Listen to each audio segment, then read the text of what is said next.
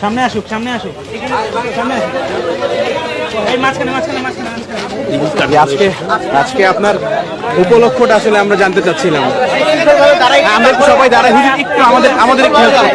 শৃঙ্খলভাবে দাঁড়াই। একটু হুজুর ক্যামেরা ওইদিকে হুজুর। আমরা সবাই একসাথে ভাই ভাই ভাই তো ক্যামেরা তো পাবে না, ক্যামেরা তো পাবে না। একটু আপনারা মাও ভাই পাচ্ছেন?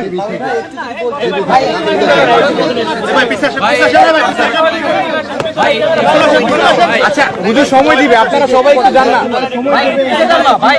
সুন্দরভাবে নেই, ক্যামেরা তো পাইতেছে না ভাই।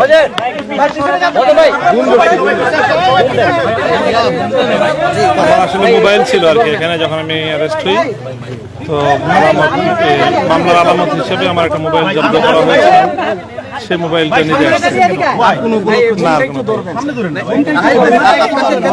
মামলা সংক্রান্ত কোনো বিষয় ডেকেছে কিনা? আমাকে ডাকেনি, আমি আসছিলাম মোবাইল নিতে। আপনি কেন এসেছেন? মোবাইলটা নিতে আমার ওই মামলার আলামত হিসেবে আমাদের জব্দ করা হয়েছে, সেই মোবাইলটা নিতে আসছে। আপনাকে কোনো জিজ্ঞাসাবাদ করেছে কিনা? মোবাইল কি পেয়েছেন কিনা? মোবাইল পেয়েছেন কিনা? মোবাইল কি পেয়েছেন? ভাই এত ক্যামেরা কি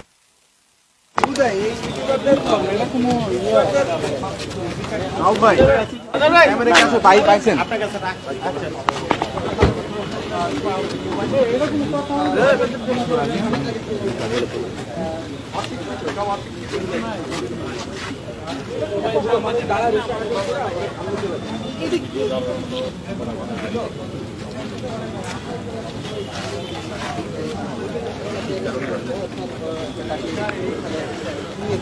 মূলত আজকে বেলা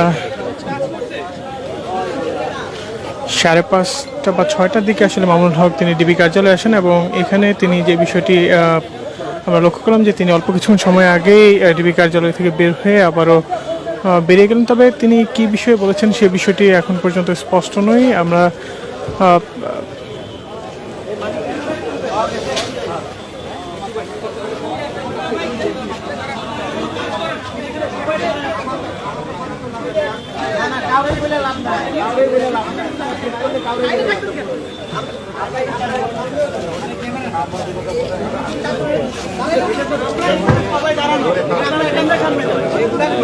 আপনারা কি কাজ করেন আমরা এটা বুঝি।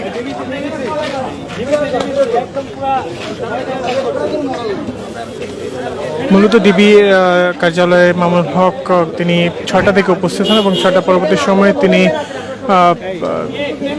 7:35 নাগাদ বের হয়ে আসেন এবং তিনি যে বিষয়টি জানালেন যে তিনি তার ব্যক্তিগত কাজে আসলে এখানে এসে উপস্থিত হয়েছিলেন।